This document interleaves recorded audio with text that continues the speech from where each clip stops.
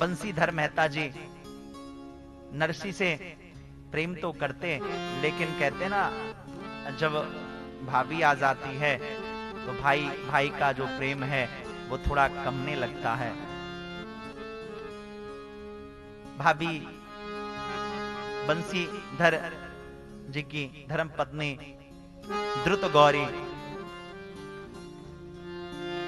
बंशीधर जी से कहती, आपका जो भाई है वो हमेशा भजन कीर्तन करता रहता है, वो हमेशा सत्संग करता रहता है, कभी कुछ व्यापार में रुचि नहीं रखता, कभी सहयोग नहीं करता है, इससे थोड़ा दूर हो जाओ। बंशीधर जी अलग हो गए। श्री नरसिंह मेहता साहब विवाह हो गया था इनका। इनकी धर्म पत्नी का नाम था माणिक गौरी। धर्म पत्नी अगर अच्छी मिले तो समझिए जीवन का कल्याण ही कल्याण है। धर्म पत्नी अगर भक्ति मती मिल गई तो समझिए आपके जीवन में फिर साहब कुछ रह नहीं जाएगा। और अगर धर्म पत्नी सही नहीं मिली फिर तो समझना भैया जीवन आपका पूरा बेकार हो जाएगा। पत्नी का धर्म है कि पति को भगवत भक्ति की तरफ, धर्म की तरफ जोड़े। बंशीधर जी छोटे भाई से बात करना उन्होंने बंद कर दिया। देखो आप इस कथा को जितने भाव से सुनोगे ना, आपके अंदर ठाकुर जी उतनी ही कृपा करेंगे।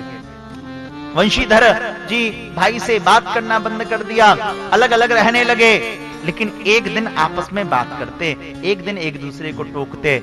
क्यों? क्योंकि नरसिंह मेहता जो थे वो अपनी दादी के बड़े लाडले थे। बंशीधर मेहता साहब वर्ष में एक बार अमावस्या, पितृपक्ष की अमावस्या को भंडारा करते, जहां अपने सारे पूर्वजों को बुला करके भंडारा करते, और उस भंडारे में अपने भाई को भी जाके निमंत्रण देते कि नरसी आज भंडारा है, तू भी आ जाना, अपनी धर्मपत्नी को ले आना। हर बार नरसिंह मेहता चले जाते, लेकिन नरसिंह मेहता इनका स्वभाव था ये हमेशा भजन ही करते रहते। इन्हें दुनियादारी से कोई मतलब नहीं। अगर कोई भजन करता हुआ दिख जाए तो उसको अपने साथ जोड़ लेते।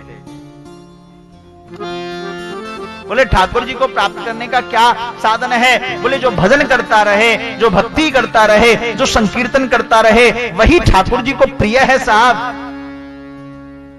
तो क्या हुआ, वंशीधर जी की तो मित्रता जो है साहब समाज के बड़े लोगों में होने लगी, लेकिन नरसिंह मेहता जी की मित्रता किनसे होती? जो साधु संत होते, जो फकीर होते, जो कीर्तन कर रहे होते, उनसे उनकी मित्रता होती।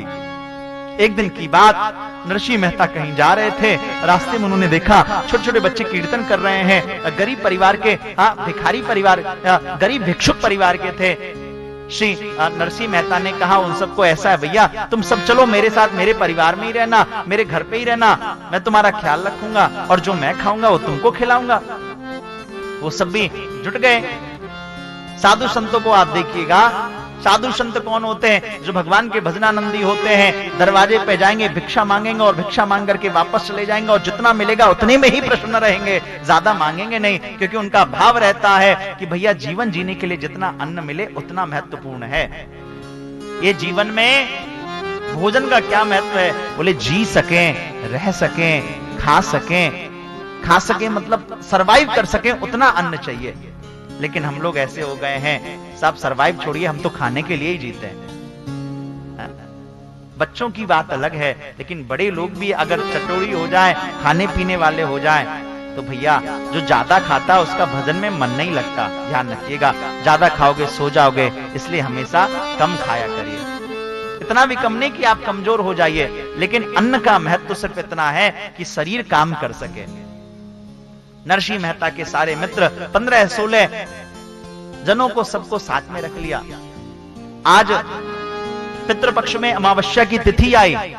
कहते हैं अगर किसी को अपने पितरों का तिथि ना याद हो तो वो अगर वो अमावस्या को साफ भाव से, श्रद्धा से, निष्ठा से अगर अपने पितरों के लिए ब्राह्मण भोजन करा दें तो उस दिन साहब कहते हैं पितरों को पूरा लाभ मिल जाता है। इसलिए अमावस्या के दिन निश्चित रूप से हम सबको जो है भाव से पितरों के निमित्त भंडारा करना चाहिए। आज वंशीधर मेहता बड़े भाई अमावस्या की तिथि आई और वो गए और दरवाजे के बाहर से कहा, ए नरसी आए, भैया प्रणाम, भाई साहब प्रणाम, बताओ भैया क्या आदेश है। नरसी ऐसा है, आज दादा दादी पिताजी का श्राद्ध है, तू आ जाना, बहू को भी ले आना और भोजन कर लेना। नरसी मेहता ने कहा, भैया माफ करना, अब मेरा जो परिवार है वो थोड़ा बड़ा हो गया है, अब मैं अकेला नहीं हूं, मेरे परिवार में 16 सदस्य हो गए। वंशीधर मेहता चौंक करके बोले, भाई 16 सदस्य कैसे हो गया है? तू 2 आदमी है, ज्यादा ज्यादा 3 होता, 16 कैसे हो गए? बोले नहीं भैया, मेरे यहाँ कुछ जो है संत हैं जो भजन करते हैं। वंशीधर मेहता संतों से चिढ़ता था। वंशीधर मेहता ने कहा, ऐसा है तुझे अकेले आना हो तो तू आ जाना, पर इतने लोग, इतने भिखारी तू मेरे घर में लाएगा ब्राह्मण भोजन कराने के लिए, मैं बिल्कुल भोजन नहीं कराऊंगा। मैं ब्राह्मणों को खिलाऊंगा जो वेद पाठी होंगे, जो वेद पाठी होंगे, जो ज्ञानी होंगे, मैं उनको भोजन कराऊंगा, ये भिखारियों को मैं भोजन नहीं कराता। नरसी जी ने हाथ जोड़ करके कहा, भैया आप उनको भिखारी मत कहिए, तुलसी बाबा ने कहा है, जाति पाति पूछो नहीं कोई, हरि को भजे सो हरि को होई, जो हरि का भजन करता है वो हरि का होता है, और आप भिखारी कह रहे हैं। भैया अगर आप मुझको बुलाना चाहते हो तो आपको इन 16 लोगों को भी बुलाना होगा, तभी मैं आऊंगा, नहीं तो मैं नहीं आऊंगा। वंशीधर ने कहा, ऐसा है, देख तू मेरा भाई है, तुझसे एक ही संबंध था, वो भी श्राद्ध के दिन, लेकिन अब आज से मैं इस संबंध को भी तोड़ रहा हूं, तू अपना श्राद्ध अलग कर और मैं अपना श्राद्ध अलग करूंगा। अंदर माणिक गौरी सुन रही थी। नरसी मेहता की पत्नी नरसी मेहता ने कहा, ठीक है भैया, जैसा आपका आदेश। संत लोगों के पास जाएगा तो एक जी भैया जैसा, जी जी जी जी जी जी जी, जो हर बात में प्रणाम वंदन करता रहे, समझिए वो संतत्व स्वभाव का है। नरसी मेहता से उनकी धर्मपत्नी माणिक गौरी ने कहा, अरे आपने ये क्या कर दिया? बोले, आपने सुना नहीं, भाई साहब कह रहे थे कि तुम अकेले आना, और तुम बताओ हमारे घर में जब संत महंत लोग हैं, ये सब भजन करते हैं, इनको मैं छोड़ के कैसे चला जाऊंगा खाने के लिए? मैं नहीं जाऊंगा। माणिक गौरी ने कहा, देखो ऐसा हमने कभी भंडारा तो किया नहीं है और हमारी औकात भी नहीं है कि हम भंडारा कर पाएंगे, और आप पितर अगर नाराज हो गए फिर तो बड़ी दिक्कत होगी, क्या किया जाए? नरसी मेहता ने कहा, ऐसा है, भगवान बड़े दयालु हैं, कृपालु हैं, हम भाव से ही कुछ न कुछ कर लेंगे। क्या करेंगे? क्या करेंगे? कुछ न कुछ भाव से ही कर लेंगे। माणिक गौरी ने कहा, ऐसा नहीं है, ऐसा नहीं होता, ब्राह्मण भोजन कराया जाता है, शास्त्र का नियम है, अगर पितरों के निमित्त ब्राह्मण भोजन ना कराओ तो साहब पुण्य लाभ प्राप्त नहीं होता, तो हमें भोजन कराना चाहिए। अंदर गए और वहां जाकर के सज्जनों, जैसे ही रसोई में जाके देखा, अच्छा ठाकुर जी की भी बड़ी अजीब लीला है, वो बड़ी लीला करते हैं।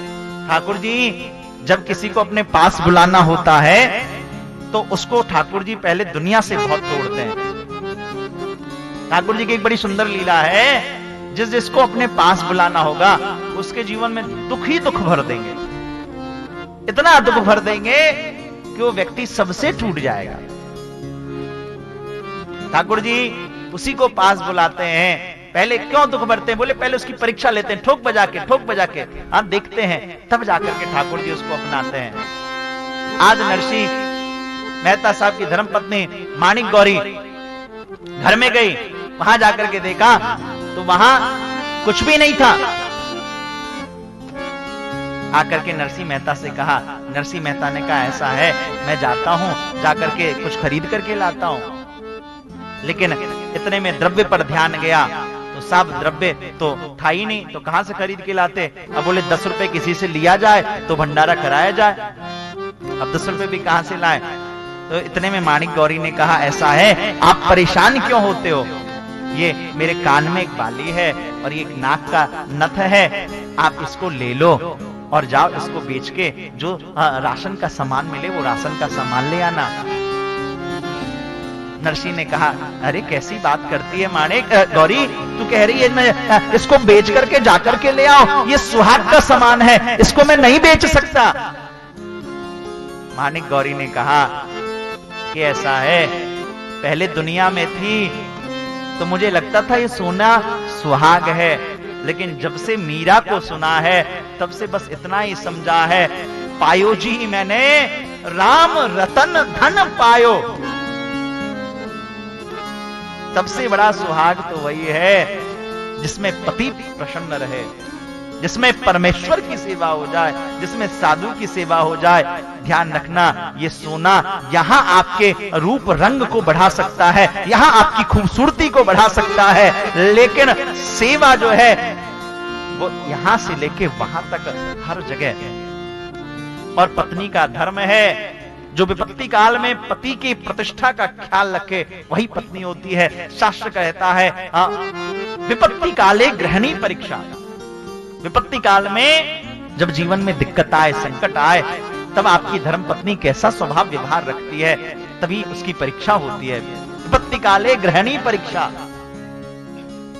और आज माणिक गौरी ने अपना नाक का नथ और कान की बलिया ये खोल करके दे दिया और कहा, ऐसा है ठीक है, जाइए बाजार से सामान खरीद के ले आइएगा।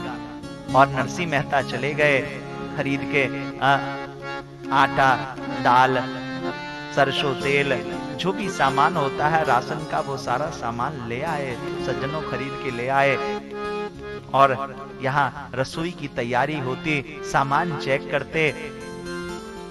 फिर इतने में कहा क्या किया जाए, बोले एक काम करिए, मैं रसोई बनाती हूँ, आप जाकर के ब्राह्मण को जाकर के न्योता दे आइए, ब्राह्मणों को जाकर के। नरसी मेहता ने कहा ठीक है, लेकिन साहब समाज में कभी कभी बड़े दुष्ट लोग भी होते हैं। नरसी मेहता ब्राह्मणों की बस्ती में जा रहे थे निमंत्रण देने के लिए, एक ब्राह्मण मिले। उन्होंने कहा जी क्या बात है, बोले ऐसा है, मैं घर में अपने दादा दादी अपने पितरों के निमित्त श्राद्ध का कार्यक्रम कर रहा हूं, मेरी इच्छा है मैं 5 ब्राह्मणों को भोजन करा दूं। उस ब्राह्मण ने कहा भैया ऐसा है, 5 ब्राह्मण को क्यों खिलाओगे, और ब्राह्मण सब क्या ये बेकार हैं, सबको भोजन कराओ ना साहब, क्यों 5 ही अच्छे हैं और ब्राह्मण नहीं है। नरसी ने कहा ऐसा नहीं है साहब, सभी ब्राह्मण अच्छे हैं, लेकिन मेरी औकात नहीं है कि मैं 5 से ज्यादा और लोगों को खिला दूं, मेरी औकात इतनी है नहीं, मैं सिर्फ 5 लोगों को ही खिला सकता हूं, और लोगों को मैं खिला नहीं सकता। तो उसने कहा ऐसा है ठीक है, आप परेशान क्यों होते हो, जाओ मैं 5 लोगों को मैं निमंत्रण दे दूंगा। लेकिन वो व्यक्ति बड़ा दुष्ट भाव का था, वो गया, उसने जाके पूरा गांव जाके न्योताया, पूरा गांव ऐसा छल किया कि छल करके जो है जाकर के पूरे गांव को निमंत्रण दे आया। अब सज्जनों यहां तैयारी शुरू हुई,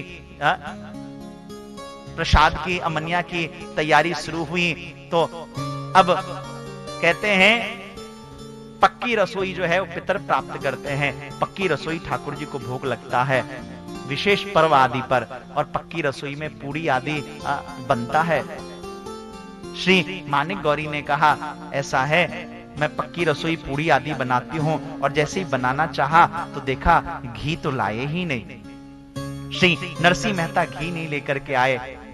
माणिक गौरी ने कहा ऐसा है, बिना घी के पूड़ी कैसे बनेगी, और पितर पक्की रसोई ही खाते हैं, कच्ची रसोई खाते नहीं है। नरसी मेहता ने कहा ऐसा है माणिक गौरी, अब मेरे पूरे पैसे खत्म हो गए, अब 1 रुपया भी नहीं है, मैं कहां से लेकर के आऊं। माणिक गौरी ने कहा ऐसा है, ब्राह्मणों को न्योता दे आए हो, और बिना घी के पूरी ब्राह्मणों को नहीं खिलाएंगे, सरसों तेल शुद्ध नहीं माना जाता है, और पितरों का भोजन है, आप कहीं से भी जाओ, उधार भी जाकर के, कहीं से भी जाकर के थोड़ा सा ही सही आप ले आओ। नरसी ने कहा ठीक है साहब, कोई बात नहीं माणिक गौरी, तू ऐसी बात कह रही है, मैं जाता हूं, मैं लेकर के आता हूं। और वो एक कटोरी लेकर के चल पड़े। गांव में हर दुकानदार के यहाँ गए, एक दुकानदार के पास गए, दुकान वाले ने कहा अरे नरसी जी स्वागत है, बताइए कैसे आए। बोले भैया आपके पास घी है क्या, आपके यहाँ घी है क्या। दुकानदार ने कहा है, आपके पास, आपको घी चाहिए? मेरे पास घी है, उससे पहले ये बताइए आपके पास दाम कितना है?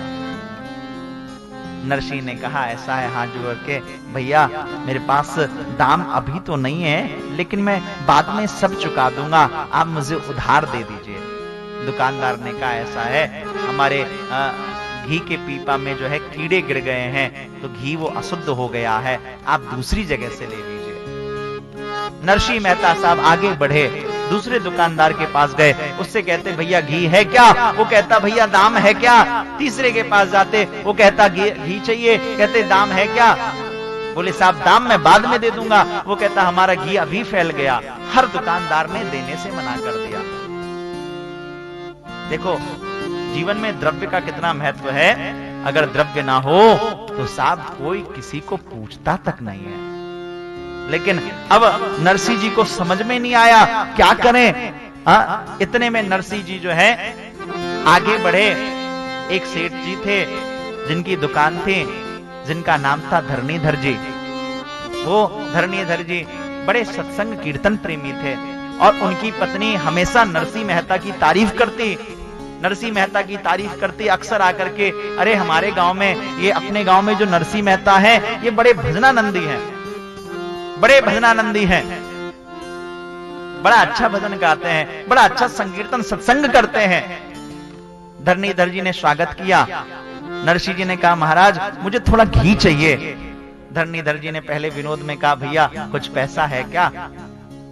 श्री नरसिंह मेहता साहब ने कहा, ऐसा है मेरे पास पैसा नहीं है, लेकिन आप कहोगे तो मैं आपको पैसा चुका दूंगा, आप मुझ पर विश्वास रखो।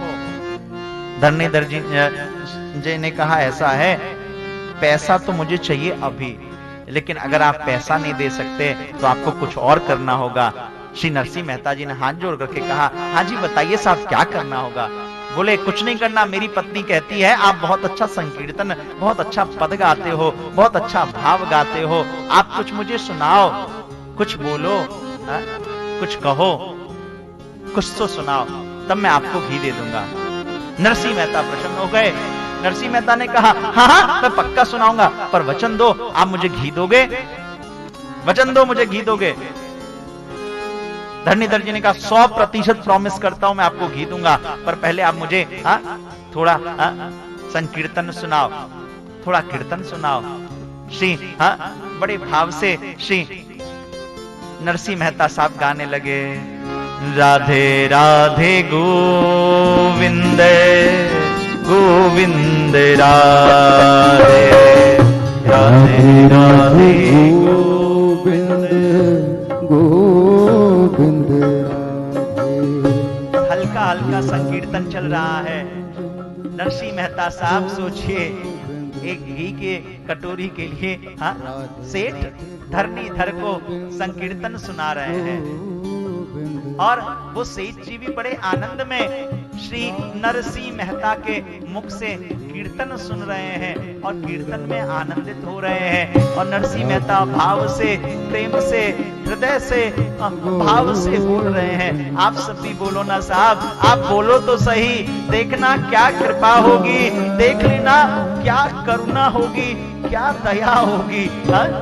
राधे राधे गोविंद गोविंद राधे राधे राधे गोविंद गोविंद राधे राधे गोविंद गोविंद राधे गोविंद राधे गोपाल राधे गोविंद राधे गोपाल राधे गोविंद राधे गोपाल राधे गोविंद राधे गोपाल राधे। नरसिंह मेहता हाथ उठा के कीर्तन करते, भाव से बोलते, धरणीधर जी पीछे पीछे गा रहे हैं, राधे राधे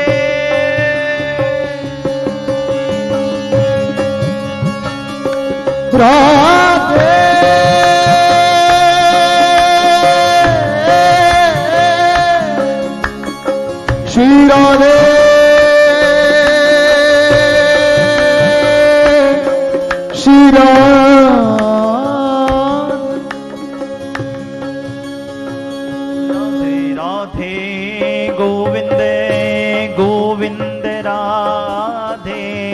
राधे राधे गोविंद गोविंद राधे।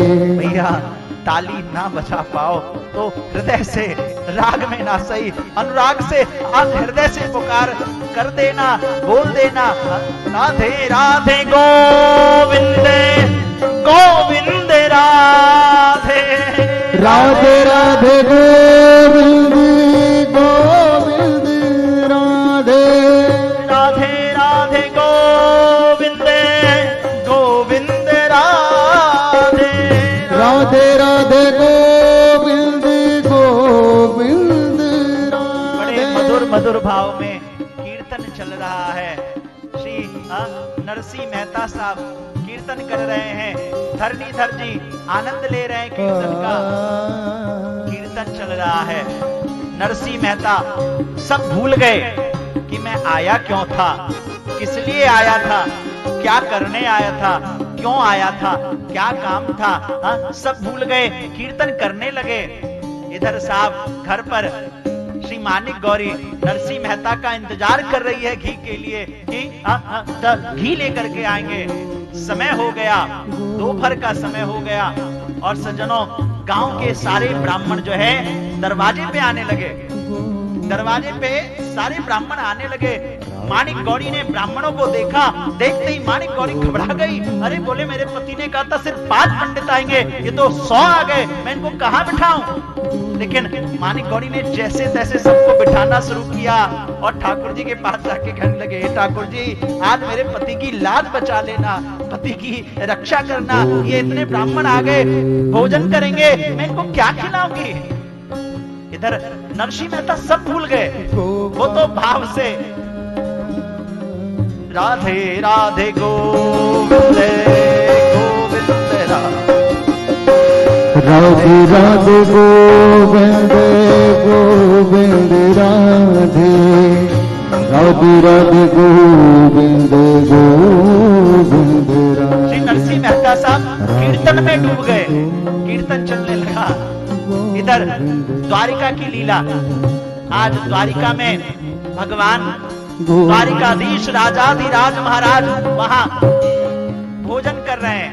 भोजन की थाली आई, सत्यभामा बढ़िया थाल लेकर के आई, 56 भोग उसमें रखा हुआ था और सत्यभामा रुक्मणी सबने बड़े भाव से हाथ जोड़ करके कहा, प्राणनाथ दया निधान कृपा निधान भोजन कर लीजिए। साहब ठाकुर जी ने कहा ठीक है साहब।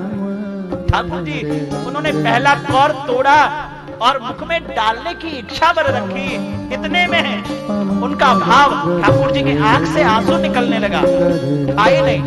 रुक्मणी ने कहा, हे प्राणनाथ क्या हुआ, भोजन में कोई दिक्कत है क्या, स्वाद नहीं आ रहा क्या, कोई दाल में चावल में किसी चीज में कुछ कमी आ रही है क्या।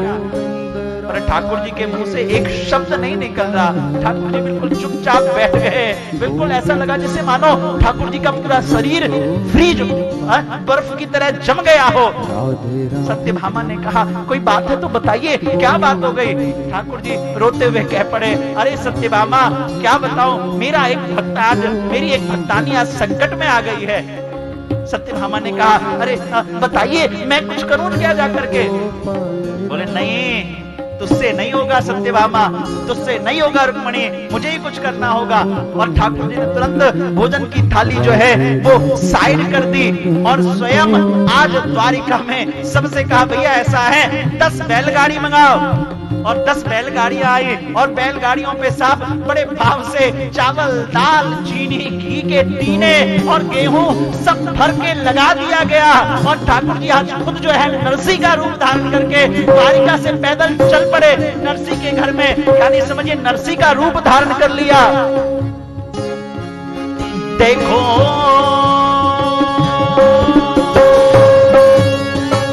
राधे राधे गोविंद गोविंद राधे राधे राधे गोविंद गोविंद राधे। भाव से हमारे नरसिंह मेहता राधे राधे गोविंद कह रहे हैं और हमारे द्वारिकाधीश साहब वो नरसिंह का रूप धारण कर लिए। देखो नरसी बन गए आज सखी नरसी के प्यारे। देखो नरसी बन गए आज सभी नरसी के प्यारे। ओ ठाकुर जी कैसे इज्जत बचाते हैं, कैसे प्रतिष्ठा बचाते हैं, कैसे ख्याल रखते हैं। जब ठाकुर जी के भक्त के ऊपर बात आ जाती है ना, जिसने एक बार मन में भाव रख लिया कि हे ठाकुर जी मुझे आपकी कथा सुननी है, मुझे आपकी व्यवस्था करनी है, मुझे आपका संकीर्तन कराना है, तो ठाकुर जी स्वयं आ जाते हैं, स्वयं चल के आते हैं, स्वयं सब संभालते हैं। और आज ठाकुर जी बिल्कुल नरसी बन गए और नरसी बन करके साफ बैलगाड़ी में सारा राशन डाल के सारा भर के चल पड़े और बड़े भाव से आ रहे हैं। देखो नरसी बन गए आज सखी नरसी के प्यारे। देखो नरसी बन गए आज सभी नरसी के प्यारे। देखो नरसी बन गए आज सखी नरसी के प्यारे। देखो नरसी बन गए आज प्रभु सखी के प्यारे। देखो भक्त बने भगवान कोई झांकी निहारे। देखो भक्त बने भगवान कोई झांकी निहारे। ठाकुर जी बड़े भाव से जा रहे हैं, नरसी की तरह स्वरूप धारण किया हुआ है। पहने सिर पे है टोपी ऊंची ऊंची सी धोती। पहने सिर पे है टोपी ऊंची ऊंची सी छोटी। कमर पे पटका कर छोटी कर कर ताल बजावत ही आए। करके ताल बजावत आए। देखो नरसी बन गए आज सखी नरसी के प्यारे। देखो नरसी बन गए आज प्रभु नरसी के प्यारे। सीताराम सीताराम सीताराम कहिए। सीताराम सीताराम सीताराम कहिए। राधे श्याम राधे श्याम राधे श्याम कहिए। राधे श्याम राधे श्याम राधे श्याम। इधर नरसी बड़े भाव से गा रहे हैं, बड़े भाव से आप भी बोलिए। राधे राधे गोविंद गोविंद राधे। राधे राधे गोविंद गोविंद राधे। एक बार दोनों हाथ उठा के लगना चाहिए कि आप, मैं सत्य बता रहा हूं, जैसे भगवान नरसी के यहाँ आए हैं ऐसे ही आपके यहाँ भी आएंगे और आपके भी जीवन के सारे कष्टों को हरेंगे। राधे राधे गोविंद गोविंद राधे। श्री राधे राधे गोविंद गोविंद राधे। राधे राधे गोविंद गोविंद राधे। श्री राधे राधे गोविंद गोविंद राधे। गोविंद राधे गोपाल राधे। गोविंद राधे गोपाल राधे। गोविंद राधे गोपाल राधे। गोविंद राधे गोपाल राधे। राधे राधे गोविंद गोविंद राधे। राधे राधे गोविंद गोविंद राधे। राधे राधे गोविंद गोविंद राधे। राधे राधे गोविंद गोविंद राधे। राधे राधे गोविंद गोविंद राधे।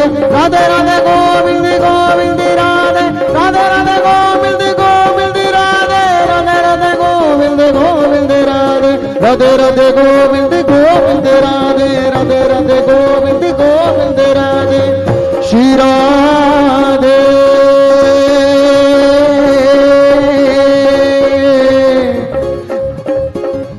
राधे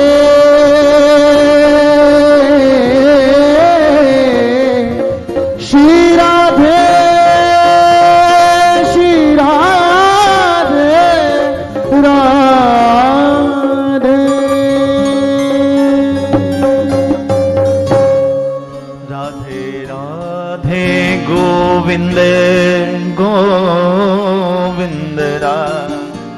नरसिंह मेहता साहब सब कुछ भूल गए, और भाव से बस राधे राधे गोविंद, राधे राधे गोविंद कर रहे हैं। ठाकुर जी से साहब कहां रहा गया, और ठाकुर जी आज स्वयं नरसी का रूप धारण करके आ गए। और यहाँ जैसे ही माणिक गौरी ने देखा ना सज्जनों कि यहाँ नरसी मेहता आज इस तरह से, माणिक गौरी थोड़ी पहचान पाई कि ये भगवान है। माणिक गौरी तो बस यही समझे कि ये नरसी मेहता ही हैं। माणिक गौरी ने कहा, अरे इतना समय कहां लगा दिया आपने, आपको जल्दी आना चाहिए था, यहाँ हम सब इंतजार कर रहे हैं। बोले अरे चिंता मत करो, मैं आ गया हूं, मैं अभी कराता हूं, अभी आ गया हूं। और साहब फटाफट रसोई बनानी प्रारंभ कर दी। रसोई प्रारंभ हो गया। अब नरसी मेहता साहब के हाँ सभी ब्राह्मण जो है इंतजार जो कर रहे थे, बढ़िया ब्राह्मण भोजन का संकल्प होता। बोले संकल्प कौन कराए, तो संकल्प कराने के लिए ठाकुर जी आज एक ब्राह्मण के यहाँ गए जो उनके कुलपुरोहित थे। कुलपुरोहित से जाकर के कहा, भैया ऐसा है, चलो और चल के जरा संकल्प करा दो। उसने कहा, ऐसा है मैं आपके घर नहीं जा सकता। क्यों नहीं जा सकता? क्योंकि देख ऐसा है, मैं तेरे भाई के यहाँ पूजा कराता हूं तो तेरा भाई मुझे 5 मोहर 10 मोहर देता है, और तू मुझे क्या देगा? तेरे पास तो खाने की भी व्यवस्था नहीं है। वो पंडित जी भगवान को कहां पहचान पाए।